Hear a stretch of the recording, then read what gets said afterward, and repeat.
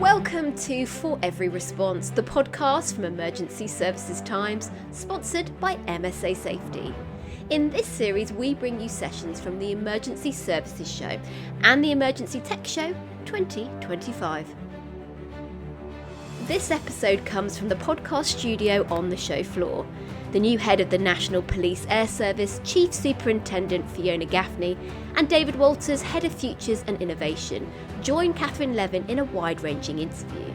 They talk about how NPAS operates and its bold vision for the future of aerial policing. Let's find out a little bit about NPAS. So can you tell us a little bit about the structure, how it fits in with policing and what it does? So let's start with you, Fiona. Thank you. Yeah, so NPAS is the National Police Air Service. It covers England and Wales, so there's separate air services that exist within Scotland and PSNI.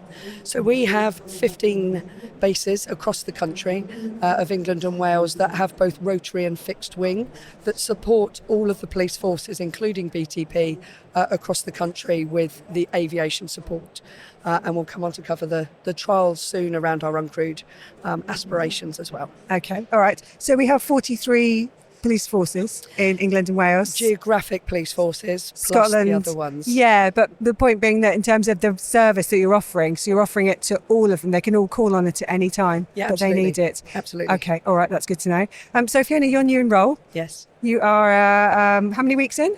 So I joined in July 14th. Okay, all right.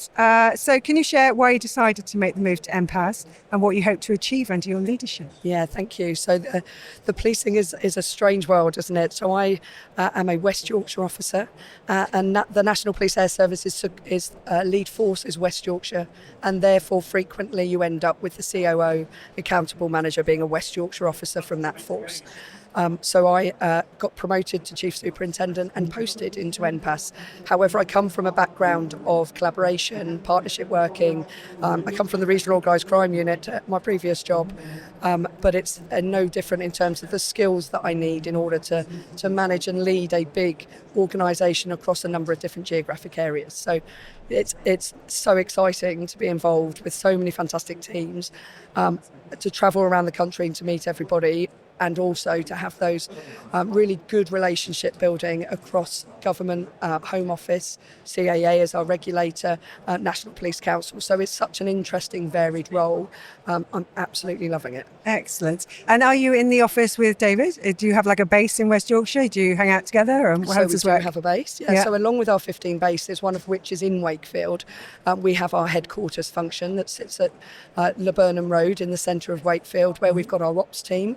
And our headquarters functions. So as a National Police Air Service, we do a lot of functions independently. So we have our own training function, we have our own engineers, technical services, like I say, our ops team that deploy all of the aircraft along with the need from all of those 43 forces. So the forces will contact us, say we need an aircraft, they'll deploy them and look after them whilst they're up in the air. Right. But we've also got chief engineers, we've got chief pilots, we've got all of that training capability that's managed through the headquarters function. Okay. And then David's team is Futures and Innovations, concentrating at the moment around uncrewed aircraft and actually based down in Avonmouth near Bristol at the moment. All right. So David, how long have you been doing that?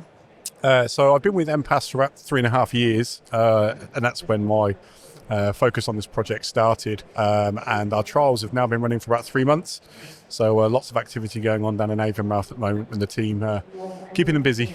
And your 3 years, are you police officer? No. I am staff, joined from a commercial aviation background and was brought into NPAS as a beyond visual line of sight SME to support them with their uncrewed aircraft ambitions. All right. So your first exposure to working in police? Yes. How's that going? It was eye-opening, very different to the commercial space. But can imagine. No, it's been really positive, and working for the likes of NPAS that have such a strong safety culture ties in nicely with my previous background in aviation. So no, it's really great team, and really great to see them looking at new technologies for the future. Yeah, I'm loving both of your enthusiasm. It's amazing. Yeah, so let's understand what an NPAS response looks like. I live in central London, and I see helicopters whizzing around, and I have no idea what they're doing. So could you give me a sense of what an NPAS incident looks like, when they're deployed, what kind of thing they go to, just to give us kind of pen portrait?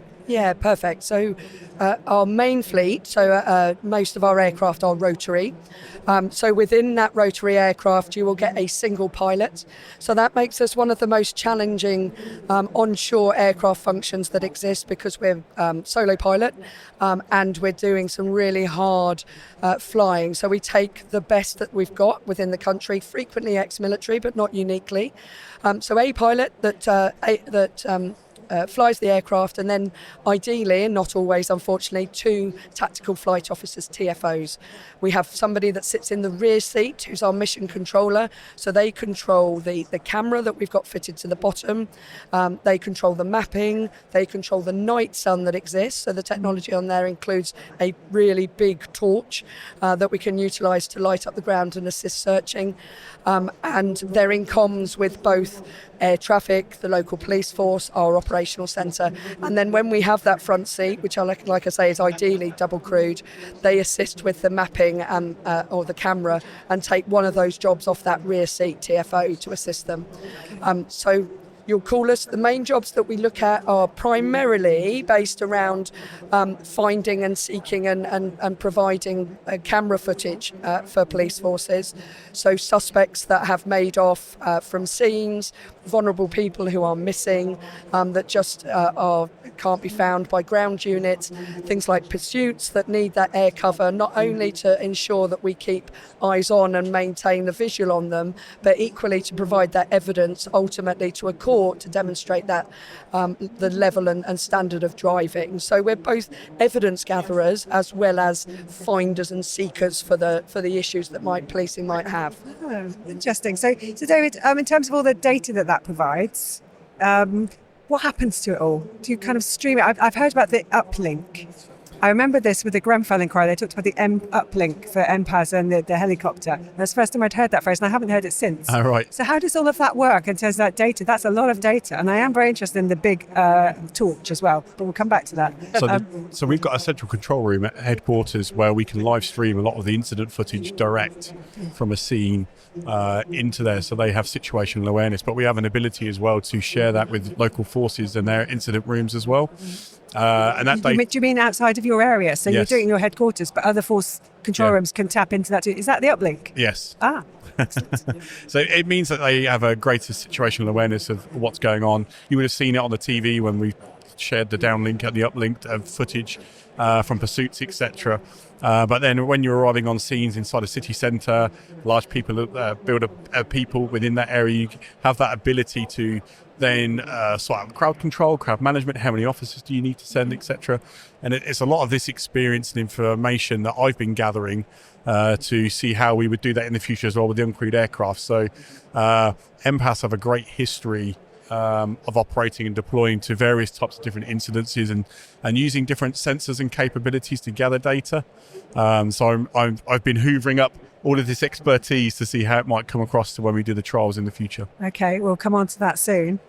So you've got the control room, all this data coming in. You've got going out to force controls. What about the other control rooms in terms of fire and ambulance when you've got a multi-agency incident going on? How are you doing that kind of collaboration piece with sharing all of that, the live incident data that's being streamed? Yeah, so at the moment we're quite reliant on the police forces that we're working with having that JESUP, the multi-agency response in existence. So South Wales, for example, have got a police, ambulance, fire hub that exists, and therefore that uplink will be automatically put into that environment. We're looking and exploring how closely we're working with the LRS, the resilience forums, to see how we can explore that. It's definitely something that we need probably to look at and try and get that technology into other control rooms. There are some really good examples across the country of that working, but it's not universal. And then just on that uplink and the video feed that's provided, I think it's just really important to remember that just is one bit of what the crew are doing. When we're talking about the uncrewed element and the traditional crewed aircraft, that camera is providing the information for the control room. But to have that camera on that scenario in the first place is reliant on our crew having eyes out of the aircraft. So you imagine trying to find a vehicle that's making off from police that is a grey vehicle in a number of, particularly in a city centre, we're reliant on the skills of our officers and pilots to be looking out, finding it and then putting the camera on it. And that's part of the work that we're now trying to work through as to how the uncrewed camera might support and link in and do some of that. But it's one of the massive positives of having a crewed aircraft is, yes, we get the camera onto it and that provides the evidence and information, but to get that camera there in the first place isn't reliant on the scan of the camera, it's the eyes out of those officers and pilot. So the obvious question is, what happens if it's dark? We've got night vision goggles. They're literally wearing? Yeah. Oh, wow. Yeah. Amazing. Yeah. And how do they see so far to the ground? Because they're So quite we high up. fly relatively low in Okay. terms of aviation. Right. The cameras work best, with in terms of the zoom. So we fly relatively low. We're not sit at 10,000 feet. And they'll utilise night vision along with the cameras and exploring and moving around. Yeah, so they're very good at what they do. That sounds quite intense. So the kind of people that are doing that job. So you talked about the pilots being ex-military, Yes. generally, and then the other people in the aircraft, maybe officers who've chosen to go into that. How does somebody end up from becoming maybe like a normal beat officer to being an NPAS? What's the kind of route? How do you get there? So we're recruiting at the moment. Oh, interesting. It does take. First of all, people have got to be comfortable being in an enclosed space and in an aircraft that's moving in the way that we have to move, particularly around pursuits. And that would be the first point I'd make. Yes. Secondly, they need good situational awareness. They need to be able to put a map to the ground, and of course, increasingly, the use of maps is diminishing as we go through, and people are just reliant on a sat nav telling you where to go. We will remember the time when we were sat in a car looking at a map, looking out. And You have your A to Z, your London A to Z in the car, yes. But that doesn't happen now, but that still needs to happen within an aircraft, not necessarily paper maps, although they still do in London. You've got to be able to read a map and be able to convert it to what the ground looks like. So anybody can apply from police forces. We take on secondment, and because we've got those 15 bases across the country, we can take from every police force.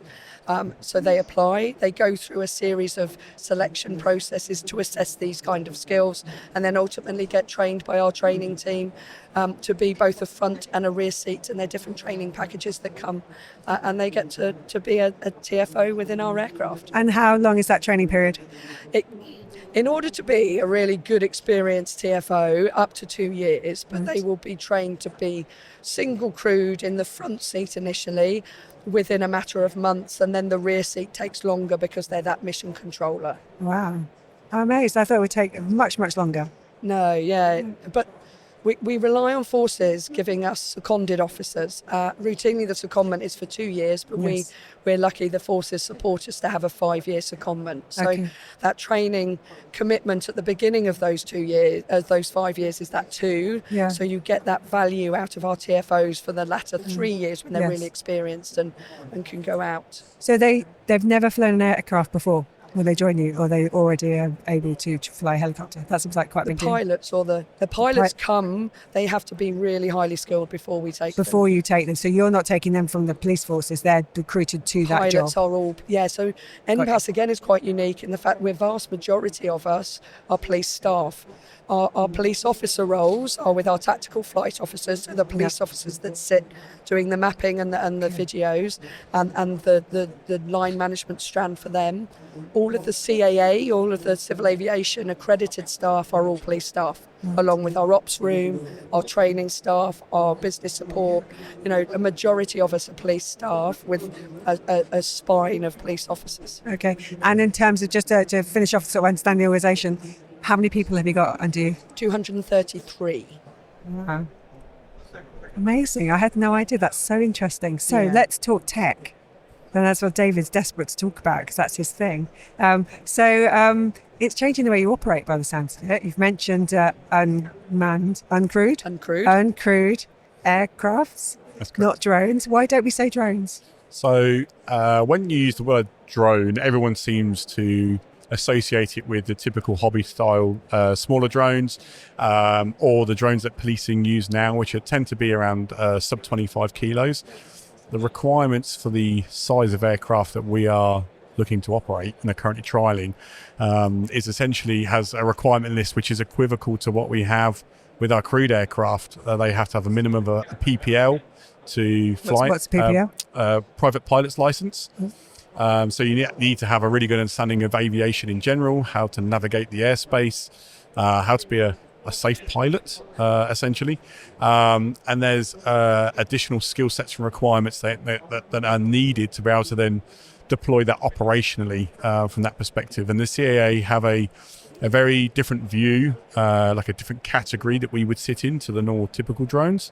And that kind of gives us that kind of clear delineation between uncrewed aircraft and drone, because the intensity and the requirements to operate this are substantially more than your normal drone. Okay, and at the Emergency Services Show, you have brought your enormous drone. I have to say, I haven't been to see it yet, which I should have. But can you tell us a little bit about it and why you've decided to invest in one, and just a sense of what it adds? Yeah, sure. So currently we have contracted an operator called Schiebel. They have provided us their Schiebel S100 aircraft for a period of 6 months.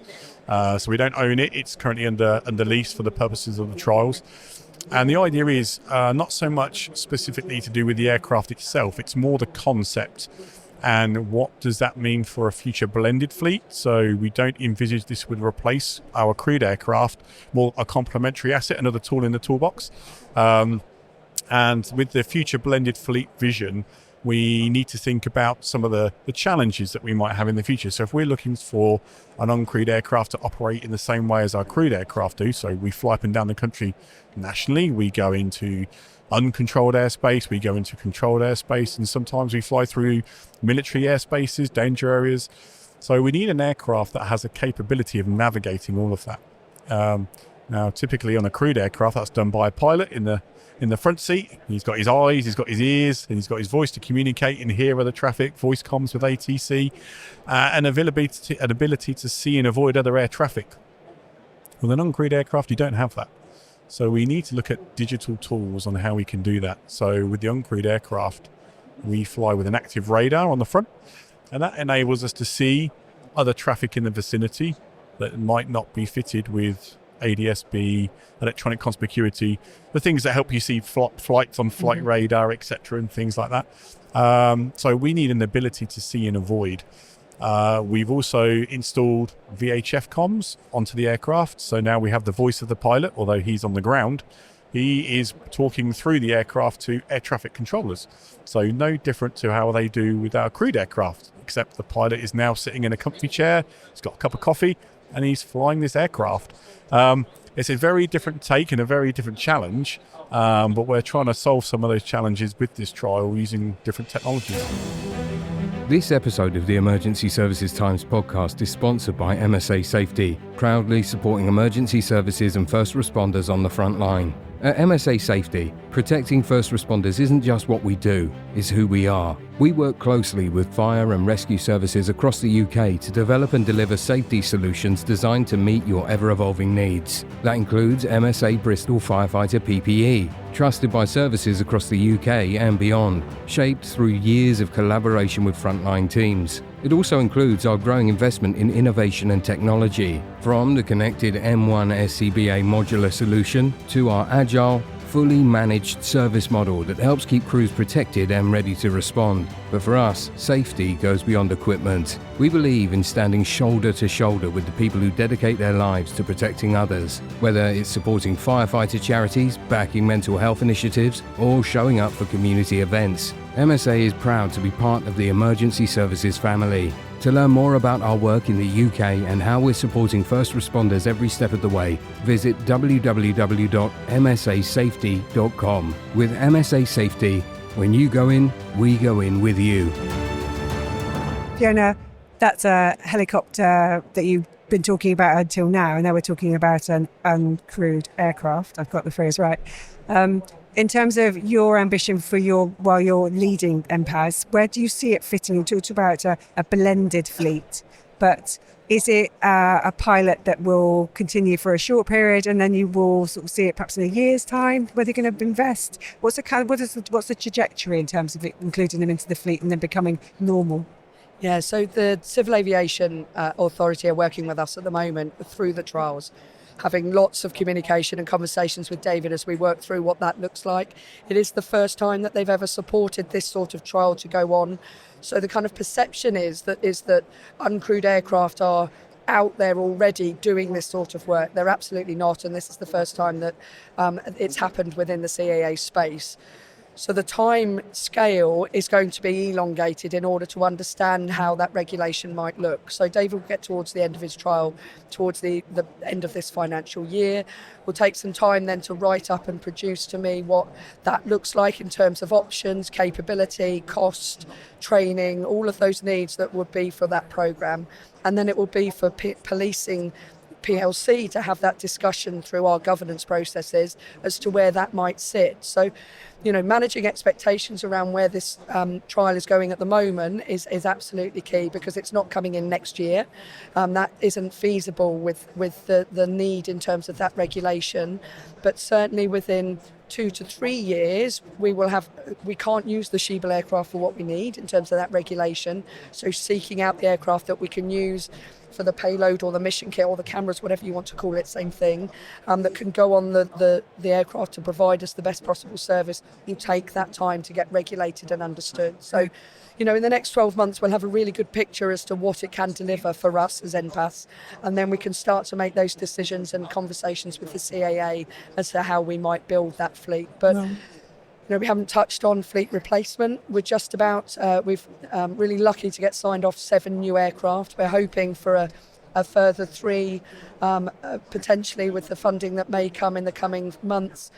That along with this as a blended fleet absolutely kind of solves where we are in terms of covering the country, being able to support those bases, giving more time up in the air. It costs quite a lot of money to have aviation, so what can we do to make sure that we're utilising our pilots as many hours as possible? Our police officers are doing all that they can with the hours that they've got, and the blended fleet is where that comes. There's lots of things that David's fleet would do that we wouldn't ever lift an aircraft for, but absolutely that the smaller drone, although it's still smaller drones have got some space, uncrewed aircraft has got another space, and then the crewed aircraft somewhere else, and it's understanding what those capabilities are across those incidents. So that all costs money. It's very expensive, but I imagine, I don't know what your budget is for. Are you able to tell us your budget for NPAS? What is it annually? It's a lot of money. A lot of money. Yeah, if we get various different, it would be disingenuous. Where does your money come from? So do you get it through forces. the police? Are you top slice from police forces? No, and that does make it really challenging. So the forces pay directly into NPAS as regions, and then we get Home Office funding for various bits of project and for capital funding. So a number of different work streams. But when you look at the total figure, it doesn't feel cheap, but when you look at the capability that they deliver, particularly when you look at open ground search for missing people, the amount of time that a helicopter will spend on scene searching a number of fields and clearing that, whether that's day or night, the amount of officers or dogs that you'd need to put into that space to do that same job in that time would be significantly more. Okay. Right. So it's all about business cases, really, isn't it? So, David, in terms of your pilot, what's the governance process for signing off what the benefits are? How do you know you're going to succeed? How do you know when the next decision points are? All of that. Is that something that's in your world? Are you overseeing that? Yeah, so we started this project 3.5 years ago. And it was very much a crawl, walk, run before we could get to this stage. We spent a significant amount of time internally discussing it as NPAS before we spoke with the Home Office about it. And it was actually the Home Office that came to us with the initial initiative about what does technology and greener aviation look like for NPAS, and how can we adopt technology to enable that to happen. That's under the previous government then, if you took it 3.5 years ago. Correct. And has the tone been the same with the new government? Yeah, it's been same consistent. Interest? Yes, very much. If anything, interest since we started our trials has actually increased significantly. Not more so because of what we're doing for policing, but the potential then for cross services into other emergency services such as fire, local resilient units and things like that. But from a governance perspective, we have a strict protocol that we have to meet with the Home Office, especially from the grants that they give us, specific KPIs that are set, and then we meet on a monthly basis from an assurance perspective. But from a trials plan, every flight we do is literally written out as a storyboard with key metrics that they have to try and meet. And it's from that then we can then collate the data, then begin to then review over the next 12 months on, okay, well, that trial, that test card was to go and find that missing person. How well did we do it? How well did we do that? Because again, we're just using the camera. We haven't got the eyes now of 3 people sitting inside the aircraft. And that's where we then look at how can other technologies support what a typical TFO would be doing. So again, if you're looking for a blue car, for example, you've got an interest in, and you are flying with the uncrewed aircraft just using the camera from 2 or 3 nautical miles away, can we see that blue car? How can AI come into the picture where you can say, find me the blue car, and then analysing all of the pixels for the blue tones before the human eye through the screen has even identified it. So we're looking at a multi-layered approach with technology. I'm really happy you talked about AI there, because we haven't mentioned it at all, which is incredible, a technology conversation. Within the Schiebel uncrewed aircraft, does the technology live inside it that's doing the AI? Is it like remote? I don't really understand how that works. I imagine it being like a black box inside. That's probably not right. So at the moment, a lot of the footage comes directly down to the payload. And it's only recently we've been exploring how AI could be useful. So we're not at that stage yet. Can you explain what you mean by payload? Is that something hanging underneath? Oh, so yeah. So the camera, we refer to the camera as the payload. The camera's attached to yes. Oh, okay. Yeah. So we fly the same camera as we do on our existing aircraft. So it's an MX-10 Gen 4. So we did, as part of that 3-year journey, we did a lot of assessments of different camera capabilities, and we came to the conclusion that we can't fly anything less than what we do now, because if we were to then operate a lesser capability, it increases the potential of us not finding a missing person. So our crewed aircraft and the specification that we currently operate essentially set the benchmark, and anything below that then just brings in a risk that we don't want to introduce into the project. It's quite convenient. It's the same camera though, isn't it? Because you can swap them out. Yes. And then the new aircraft are coming with even better cameras. So we get the MX-15 HDI on the new aircraft, and we're looking at it's heavier. So we need to consider that with the uncrewed and how we can integrate that into the program. And then when we come back to AI, we're not there yet in terms of our mapping systems, but we'll active conversations around how we can utilize AI either in live time to assist that, or in it needs to be in live time, doesn't it, in order to find somebody. You've got examples of where we've taken the footage off and found almost a single pixel of a individual's coat colour that then means we can go in and find that individual that you'd never have found beyond not having that AI capability. And we are looking at how we can utilise that within certainly the new aircraft that have got the newer spec of kit and wires and all of that will enable it to be there. And I'm always keen to kind of let's keep pushing the boundaries. So we do a lot of visual capture. What can we do around passive capture?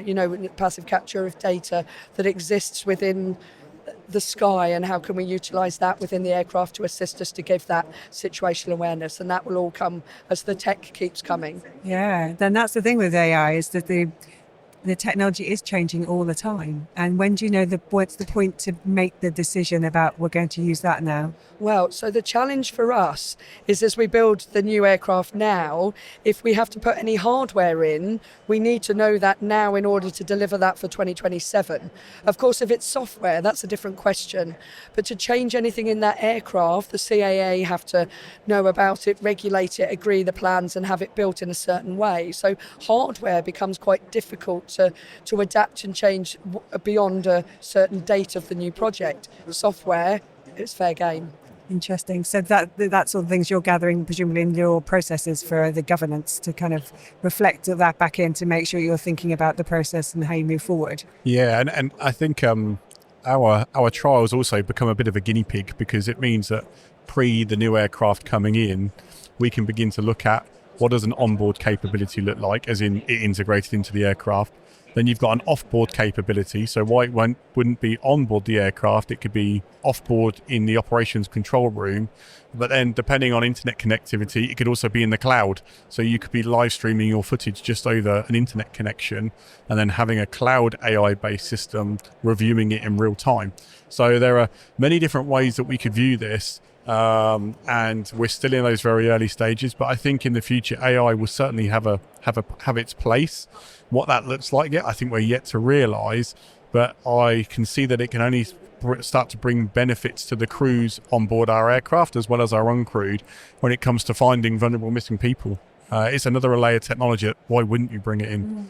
Will you be working with the science and technology part of policing under Paul Taylor in terms of bringing in people who are doing interesting things on the fringes that you've never even heard of, maybe, who can do something under their STAR program or the Accelerated Capability Environment? Are you working with those people to kind of get the right skills in there? Yeah, absolutely. So having come from the regional organised crime, where we utilise the STAR bid system in order to aid us to develop technology, David and I have been speaking at how we might utilise some of those. And of course, being here at this show, there's loads of suppliers who are really keen to talk to us about how their technology might further what we can do, and so we'll continue those conversations as well and see if we can get the right thing in the aircraft that's going to deliver what we need. And I think that drawing us to sort of the end of our conversation just demonstrates, I think, how when you're at a show like this, so you can have those conversations in a informal way, just spontaneous, discovering things you've never seen before, and also a chance for you to show our visitors what NPAS does, because whilst we've had this amazing conversation, which I'm very privileged to have with you, most people would have no idea. I had no idea. I've learned so much. Thanks for listening. Remember that by taking time to learn from our speakers, you can earn CPD points from our partner CPD.me. So do check out the link in the show notes. Our thanks to MSA Safety for their continued support for our podcast, and Smart Digital for producing this series. If you enjoyed this episode, be sure to subscribe to For Every Response, the podcast from Emergency Services Times.